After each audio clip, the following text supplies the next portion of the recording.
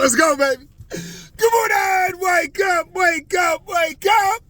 Definitely want to today with some gratitude, thanking the Lord for the blessings that we receive and thanking Him for another beautiful day.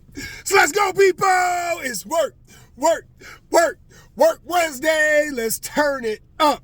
And guys, today I heard something that was so profound, and what I went through this morning was so profound that I had to come here and share two things.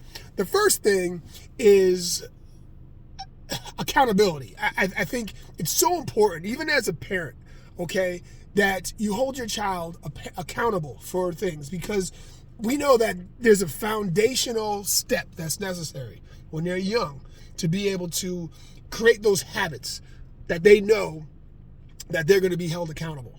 And so my son, right, so Elijah, my oldest, he is super smart, all right? And what I mean by that is that he gets things very simply. He's already very advanced in math. He skipped a grade there. He's been in honors courses, you know, his whole career of school. He's always been kind of on the upper end of things. And I asked him this morning, because I knew he had a math test. I said, hey, you know, you ready for your test? And he said, no. And I said, okay.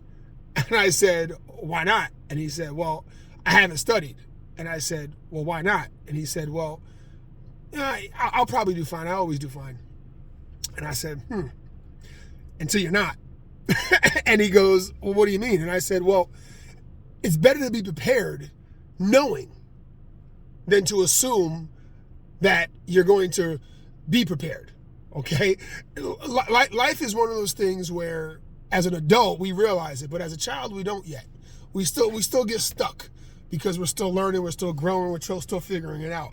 But this brought up a really good point, and obviously something of a learning opportunity.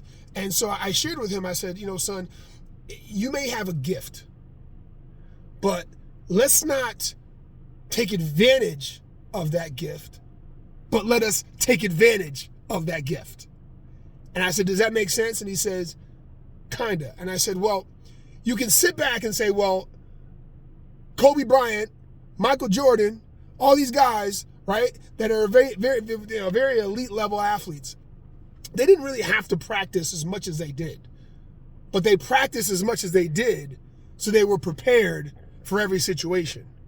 So they took advantage of having the gift by putting more work in to be prepared. And so that's what I shared with him. I said, son, although you may get it, putting about an hour or some time, some quality time into the things that you get to make sure you're prepared will bring a level of certainty, so that when the challenge comes, you're like, yes, I believe I can do this. Yes, I do know the answer because I've prepared, versus being like, oh shoot, I thought I knew and not.